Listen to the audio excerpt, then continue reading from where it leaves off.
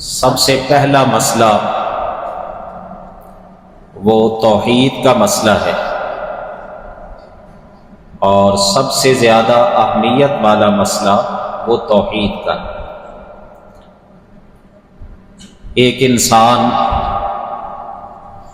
اللہ کی توحید کو سمجھتا نہیں ہے، زبان سے اقرار کرتا ہے، لیکن اس کو توحید کی سمجھ نہیں ہے۔ اللہ کو مان کر پھر اللہ کے ساتھ اوروں کو شریک ٹھہراتا ہے،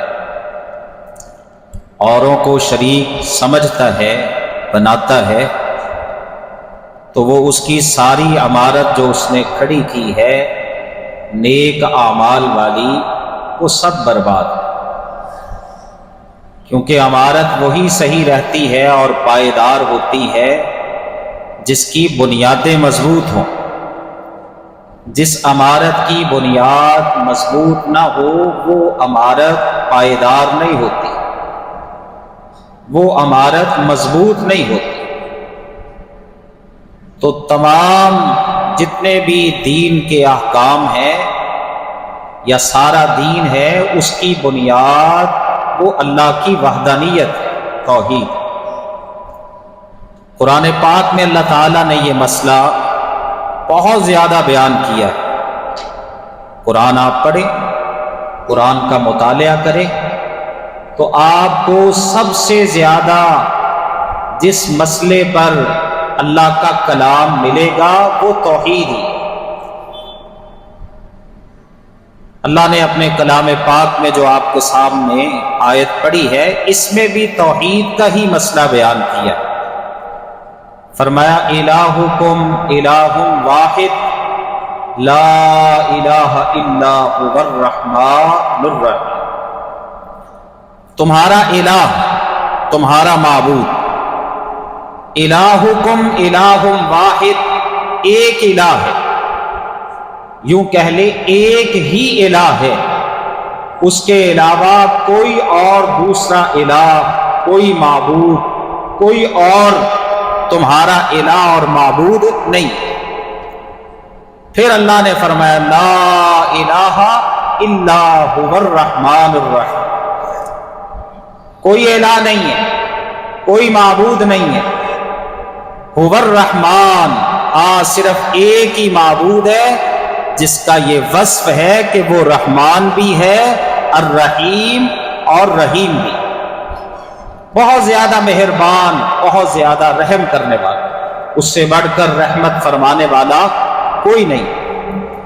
تو یہ مسئلہ اللہ نے قرآن پاک میں بڑا کھول کھول کے بیان کیا ہے، اور جتنے بھی انبیاء آئے، جتنے بھی نبی اس دنیا میں آئے، آدم علیہ السلام سے لے کر جناب محمد مصطفیٰ صلی اللہ علیہ وسلم آپ تک، ان سب کی دعوت کا مرکزی نقطہ، ان کا مرکزی موضوع وہ توحید تھا، اللہ کی وحدانیت کا پیغام دینا، لوگوں کو لوگوں کی عبادت بندگی سے نکال کر اللہ کی عبادت اور اللہ کی بندگی پر لگا۔ قرآن پاک میں اللہ نے اپنے نبیوں رسولوں کا ذکر کیا، ایک جگہ پہ مشترکہ تذکرہ کیا، اور ایک مقام پہ اللہ نے، بلکہ دو تین مقامات پہ اللہ نے انفرادی طور پر بھی ذکر کیا۔ اِلَىٰ عَادٍ أَخَاهُمْ هُودًا قَالَ يَا قَوْمِ اعْبُدُوا اللَّهَ مَا لَكُم مِّنْ إِلَٰهٍ غَيْرُهُ إِلَىٰ ثَمُودَ أَخَاهُمْ صَالِحًا قَالَ يَا قَوْمِ اعْبُدُوا اللَّهَ مَا لَكُم مِّنْ إِلَٰهٍ غَيْرُهُ إِلَىٰ مَدْيَنَ أَخَاهُمْ شُعَيْبًا قَالَ يَا قَوْمِ اعْبُدُوا اللَّهَ مَا لَكُم مِّنْ إِلَٰهٍ غَيْرُهُ۔ یہ انفرادی طور پر اللہ نے ذکر کیا۔ تو توحید کا مسئلہ اللہ نے بہت ہی زیادہ بیان کیا ہے قرآن پاک میں، اور جہاں اللہ نے مختلف چیزیں مثالیں دے دے کے سمجھائی ہیں، وہیں پہ اللہ نے توحید کو بھی کئی ایک مقامات پہ مثالیں دے دے کے سمجھایا، تاکہ میرے بندوں کو اچھی طرح سمجھ آ جائے۔ دیکھیں اللہ مثالیں، ہم بھی عام طور پر بھی کوئی بندہ کسی چیز کے متعلق سمجھا رہا ہو تو وہ مثال دیتا ہے تاکہ لوگوں کو بات اچھے طریقے سے سمجھ آ جائے۔ اسی طرح اللہ نے اپنا کلام سمجھانے کے لیے، اپنی باتیں سمجھانے کے لیے اللہ نے مثالیں پیش کی، اور ایک مقام پہ اللہ نے مثال کا ذکر کر کے پھر فرمایا کہ لو انزلنا هذا القرآن على جبل لرأيته خاشعا متصدعا من خشية الله وتلك الأمثال نضربها للناس لعلهم يتفكرون۔ اللہ فرماتے ہیں لوگو، یہ کلام، یہ قرآن جو ہم نے تمہیں عطا کیا، اس کلام کو، اس قرآن کو اگر ہم کسی پہاڑ پر اتارتے، لو انزلنا هذا القرآن على جبل لرأيته خاشعا متصدعا من خشية الله، تو تم دیکھتے وہ پہاڑ عاجزی کرتے ہوئے اتنا جھک جاتا اللہ کے ڈر کی وجہ سے کہ وہ ریزہ ریزہ ہو جاتا۔ اللہ کہتے یہ مثال دی ہے ہم نے، تلک الامثال نضربها، یہ مثالیں جو ہم پیش کرتے ہیں یہ ہم لوگوں کو سمجھانے کے لیے پیش کرتے ہیں، لعلہم یتفکرون، تاکہ لوگ غور و فکر کریں، لوگ فہم حاصل کریں۔ تو اللہ نے جہاں بہت سارے موضوعات مثالیں دے دے کے سمجھائے، اسی طرح اللہ نے توحید والا موضوع بھی مثالیں دے دے کے سمجھایا۔ 14واں پارہ ہے، سورت کا نام سورۃ النحل، اور اس کی 75 نمبر آیت، وہاں پہ اللہ نے ایک مثال دی، اور اس سے اگلی آیت کے اندر بھی اللہ نے ایک مثال دی اور توحید سمجھائی۔ وہ مثال کیا ہے؟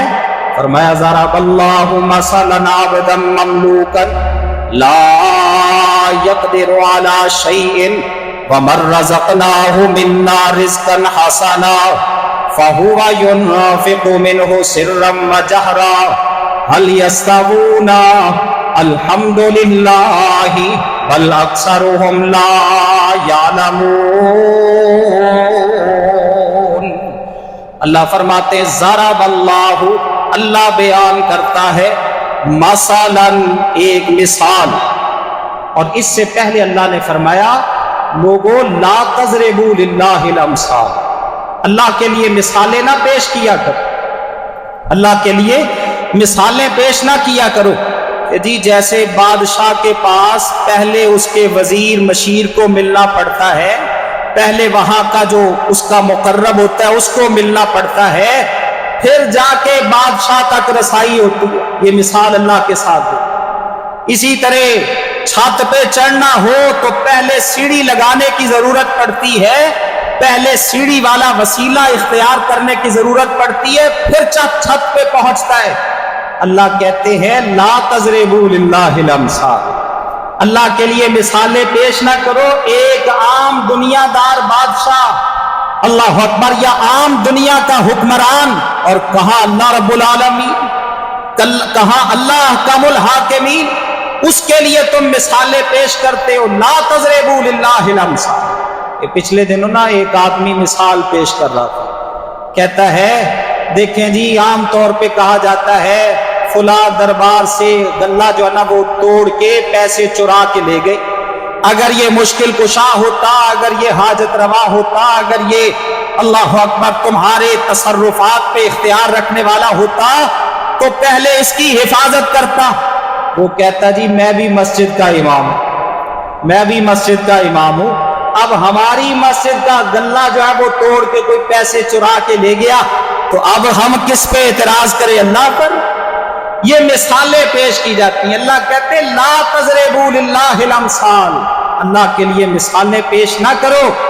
اللہ اکبر، کہاں تم نے اپنے جھوٹے معبودوں کی فضیلت اور عظمت بیان کرنے کے لیے اپنے رب کو للکار دی؟ اللہ اکبر، اسی پر انگلی اٹھا دی۔ مکہ والوں کا بھی یہی حال تھا، مکہ والے بھی یہی کہا کرتے تھے۔ تو بہرحال اللہ نے فرمایا ضرب اللہ مثلا عبدا مملوکا لا يقدر على شيء ومن رزقناه منا رزقا حسنا فهو ينفق منه سرا وجهرا هل يستوون الحمد لله بل اکثرهم لا يعلمون۔ اللہ فرماتے ہیں اللہ بیان کرتا ہے مثلاً ایک مثال، کس کی؟ عبداً ایک غلام کی، مملوکاً جو کسی کی ملکیت ہے، اپنے وجود پہ اختیار نہیں رکھتا۔ اللہ اس مثال، اس غلام کی مثال بیان کرتا ہے، لا یقدر علی شیء، جو کسی چیز پر اختیار نہیں رکھتا، کسی چیز پر قدرت نہیں رکھتا، اس کے بس میں کوئی چیز نہیں۔ غلام ہو بندہ، اللہ اکبر، وہ کسی اور چیز پر اختیار کیا رکھے گا؟ وہ تو اپنے وجود پر بھی اختیار نہیں رکھتا، اس کا تو اپنے وجود پہ بھی اختیار نہیں ہے۔ اللہ کہتے ایک طرف یہ بندہ ہے جو غلام ہے، اور دوسری طرف وہ ہے وَمَن رَّزَقْنَاهُ مِنَّا رِزْقًا حَسَنًا، جس کو ہم نے رزق حسنہ عطا کیا، وافر مقدار میں رزق عطا کیا۔ وہ مالک ہے اپنی ساری جائیداد کا، اپنی کل جمع پونجی کا، اختیار رکھنے والا ہے۔ هُوَ يُنْفِقُ مِنْهُ سِرًّا وَجَهْرًا، وہ جہاں مرضی خرچ کرتا پھرے، اعلانیہ خرچ کرے یا پوشیدہ طور پہ خرچ کرے، اپنے آپ پہ خرچ کرے، اپنے گھر والوں پر خرچ کرے، اپنے دوست احباب پہ خرچ کرے، اللہ کی راہ میں خرچ کرے، اس کو کون پوچھنے والا؟ وہ مالک ہے، وہ اختیار رکھتا ہے۔ اللہ کہتے ہیں اب تم بتاؤ، ایک طرف غلام ہے، کسی کی ملکیت ہے اور کسی چیز پر وہ اختیار نہیں رکھتا، دوسری طرف وہ بندہ ہے جو اپنی ساری جائیداد کا کل جمع پونجی کا مالک، کل جمع پونجی کا اختیار رکھتا ہے، جہاں مرضی وہ خرچ کرتا پھرے، اس کو کوئی روک ٹوک نہیں ہے، کوئی پوچھنے والا نہیں ہے، کوئی روکنے ٹوکنے والا نہیں ہے۔ اللہ فرماتے ہیں ہل یستوون، کیا یہ دونوں برابر ہیں؟ کیا یہ دونوں برابر ہیں؟ جیسے یہ دونوں برابر نہیں ہیں، حالانکہ انسان ہونے کے ناطے برابر ہے، انسانی وجود کے لحاظ سے، ساخت کے لحاظ سے برابر ہیں۔ اگر اس کی دو آنکھیں ہیں تو اس کی بھی دو آنکھیں، اس کے دو کان ہیں تو اس کے بھی دو کان ہیں، اس کو اللہ نے دماغ دیا تو اس کو بھی اللہ نے دماغ عطا کیا ہے، لیکن صرف ایک غلامی کے سبب یہ آزاد بندے کے برابر نہیں ہے۔ تم اللہ کی مخلوق کو اللہ کے برابر کرتے، اللہ اکبر، اللہ کی مخلوق کو اللہ کے برابر کرتے ہو، کچھ تو خیال کرو۔ یہ اللہ نے مثال دے کے سمجھایا، اور پھر اگلی آیت میں اللہ نے دوسری مثال دی، فرمایا ضرب اللہ مثلا الرجلین احدہما ابکم لا يقدر على شيء وهو كل على مولاه أينما يوجه لا يأتي بخير هل يستوي هو ومن يأمر بالعدل وهو على صراط مستقيم۔ اللہ فرماتے، اللہ بیان کرتا ہے ضرب اللہ مثلا، اللہ بیان کرتا ہے ایک مثال، رجلین، دو آدمیوں، پہلے اللہ نے بیان کی ان آزاد بندے کی اور غلام کی مثال، یہاں پہ اللہ نے فرمایا اللہ دو آدمیوں کی مثال بیان کرتا ہے۔ کون سے آدمی؟ ایک ان میں سے اب کم گونگا ہے، گونگا، ظاہر ہے جو گونگا ہوگا اس کو سنتا بھی نہیں ہوگا، وہ سننے والا بھی نہیں ہوگا۔ اللہ اکبر، جو گونگا ہے بول نہیں سکتا، وہ سن بھی نہیں سکتا، تو مانا ہے کہ ایک آدمی گونگا بہرا ہے، اللہ اکبر، اور پھر لا یقدر علی شیء، کسی چیز پر کوئی اختیار نہیں رکھتا، کسی چیز پر اس کا کوئی اختیار نہیں ہے۔ اللہ اکبر، چلو اگر اس کو بولنے کی اللہ نے قوت نہیں دی، سننے کی اللہ نے اس کو طاقت نہیں دی، قوت نہیں دی، تو کوئی ہنر حاصل کر لیتا، کوئی ہنر سیکھ لیتا، اپنے ہاتھوں کے ساتھ کوئی کام کر لیتا، اپنے سر پہ کوئی بوجھ اٹھانے والا بن جاتا، اللہ اکبر، کوئی کام کاج کرنے والا بنتا، لیکن فرمایا لا یقدر علی شیء، وہ گونگا بھی ہے، بہرا بھی ہے، اور اس کے ساتھ ساتھ وہ کسی چیز پر کوئی اختیار نہیں رکھتا، بلکہ فرمایا ہوا کل علی مولا، اپنے آقا پر، اپنے مالک پر بوجھ ہے۔ اللہ اکبر، اس کا سارا کام کرنے والا، اس کے سارے اخراجات برداشت کرنے والا اس کا مالک ہے۔ اینما یوجہ لا یات بخیر، وہ مالک اس کو جہاں بھیجتا ہے کوئی کام کر کے نہیں آتا، کوئی سلیقے کا کام اس سے نہیں ہوتا، کوئی فائدہ حاصل نہیں ہوتا مالک کو۔ ظاہر ہے کسی سے راستہ نہیں پوچھ سکتا، کسی کی بات کو سن نہیں سکتا، پھر عقل فہم بھی نہیں ہے۔ اللہ اکبر، اپنے مالک پر بوجھ ہے، اور وہ مالک جہاں بھی بھیجتا ہے کوئی کام اچھے انداز سے کر کے نہیں آتا۔ اللہ کہتے ایک طرف یہ بندہ ہے اور دوسری طرف وہ ہے یامر بالعدل، جو عدل کا حکم دینے والا ہے۔ مانا کیا کہ وہ سنتا بھی ہے، بولتا بھی ہے، عقل و فہم بھی رکھتا ہے۔ هو علی صراط مستقیم، سیدھے راستے پر، صراط مستقیم پر ہے۔ ایک طرف وہ بندہ ہے اللہ اکبر جو کسی کی ملکیت ہے، پھر ہے بھی گونگا بہرا، اور اسی طرح عقل فہم بھی نہیں ہے، اپنے مالک پر بوجھ ہے، کوئی کام اس کو سلیقے سے آتا نہیں ہے۔ ایک وہ بندہ ہے جو عقل فہم رکھتا ہے، بول سکتا ہے، سن سکتا ہے، صراط مستقیم پر ہے، سیدھے راستے پر ہے۔ اللہ کہتے حل یستوی ہوا ومن یامر بالعدل، کیا یہ دونوں برابر ہو سکتے؟ اللہ اکبر، یہ دونوں برابر ہو سکتے؟ مانا کیا کہ یہ دونوں برابر نہیں ہو سکتے۔ اللہ کہتے جیسے یہ دونوں برابر نہیں ہے، اسی طرح خالق اور مخلوق بھی برابر نہیں ہے۔ ایک مقام پہ اللہ رب العزت نے اپنے بندوں کا ذکر کیا اور کیا فرمایا؟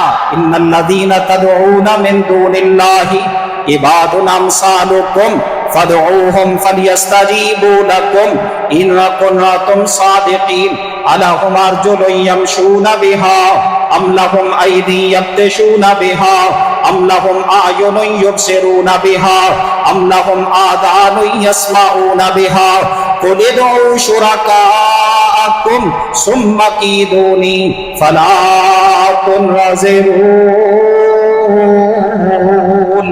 اللہ فرماتے یقیناً جن کو تم پکارتے ہو اللہ کے علاوہ، یہ سورۃ الاعراف ہے، نامہ پارہ ہے، اس کا آخری رکوع ہے یا آخری سے پہلے والا رکوع۔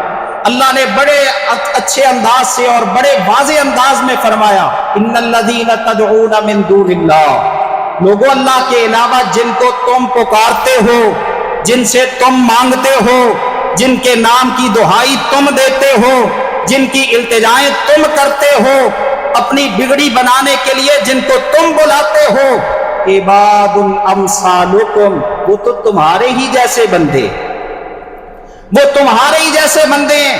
فادعوہم فلیستجیبوا لکم، اچھا اگر تم پکارتے ہو تو ان کو پکارو، مانگو ان سے، انہیں بھی چاہیے کہ وہ تمہاری مانگ کو پورا کر دیں، تمہاری حاجت کو پورا کر دے۔ اللہ نے فرمایا لیکن پہلے یہ بتا دو الہم ارجل یمشون بہا، کیا اب ان کے ایسے پاؤں ہیں جن کے ساتھ وہ چل سکیں؟ انسان جب زندہ ہوتا ہے اللہ نے اس کو ہاتھ دیے پکڑتا ہے، پاؤں دیے چلتا ہے، کان دیے سنتا ہے، آنکھیں عطا کیے دیکھتا ہے، لیکن اللہ کہتے اللہ کے علاوہ جن کو تم پکارتے ہو بتاؤ کیا ان کے ایسے پاؤں ہیں جن کے ساتھ وہ چل سکیں؟ ام لہم ایدی یبطشون بہا، کیا ان کے ایسے ہاتھ ہیں جن کے ساتھ وہ پکڑ سکیں؟ ام لہم اعین یبصرون بہا، کیا ان کی ایسی آنکھیں ہیں جن کے ساتھ دیکھ سکیں؟ ام لہم آذان یسمعون بہا، کیا ان کے اب ایسے کان ہیں جن کے ساتھ سن سکیں؟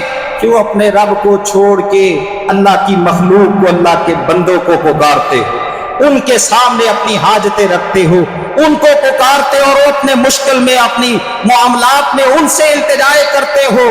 اسی بات کو اللہ نے ایک اور جگہ پہ مثال دے کے واضح کیا، فرمایا یا ایھا الناس ضرب مثل فاستمعوا له ان الذين تدعون من دون الله لن يخلقوا ذبابا ولا اجتمعوا له وَإِن يَسْلُبْهُمُ الذُّبَابُ شَيْئًا لَا يَسْتَنقِذُوهُ مِنْهُ ضَعْفَ الطَّالِبِ وَالْمَطْلُوبِ مَا قَدَرُ اللَّهَ حَقَّ قَدْرِهِ إِنَّ اللَّهَ لَقَوِيٌّ عَزِيزٌ۔ اللہ فرماتے ہیں اے انسانوں، ضُرِبَ مَثَلٌ، اللہ ایک مثال بیان کرتا ہے، اس مثال پر ذرا کان لگانا، اس پر توجہ کرنا، اپنی سماعتوں کو کھول کے وہ مثال سننا۔ اللہ جی وہ مثال کیا ہے؟ فرمایا ان الذین تدعون من دون اللہ، اللہ کے علاوہ جن کو تم پکارتے۔ اب بہت سارے لوگ کہیں گے مسلمان اللہ کو چھوڑ کے کیسے پکارتا ہے؟ یہ پچھلے دنوں یہ کلپ چل رہا تھا، وہ کہتے ہیں جو مولوی صاحب بیان کر رہے تھے کہ جو زندہ مدد کرتا ہے نا، زندہ قبر میں جا کے وہ زیادہ مدد کرنے والا ہوتا ہے۔ اللہ اکبر، وہ زیادہ مدد کرنے والا ہوتا ہے، وہ زیادہ حاجتیں پوری کرنے والا، مشکل کشائیاں کرنے والا وہ زیادہ ہوتا ہے یہ مسلمان۔ اللہ اکبر۔ اور پھر جب پوچھا جائے تو کہتے ہیں اللہ نے اختیار دیا ہے۔ مکہ والے بھی یہی کہا کرتے تھے، صحیح حدیث ہے رسول اکرم صلی اللہ علیہ وسلم کی، جب مکہ والے آتے نا بیت اللہ کا طواف کرنے کے لیے یا حج اور عمرے کی غرض سے، تو کیا کہتے؟ لبیک اللہم لبیک، لبیک لا شریک لک لبیک، اللہ ہم حاضر ہیں تیرے در پہ، حاضر ہیں، تیرا کوئی شریک نہیں ہے۔ جب وہ یہ کہتے تو رسول اللہ فرماتے اونچی آواز سے ویلکم قد قد، اور تمہارا اللہ اکبر ستیہ ناش ہو جائے، یہیں پہ رک جاؤ۔ لیکن وہ ساتھ ہی کیا کہتے؟ الا ہوا شریک لک تملکہ وما ملک، ہاں وہ تیرا شریک ہے جس کو تو نے اپنا شریک خود بنایا۔ یہ مکہ والے کا، اور آج یہی نظریہ مسلمان کا ہے، یہی عقیدہ مسلمان کا ہے۔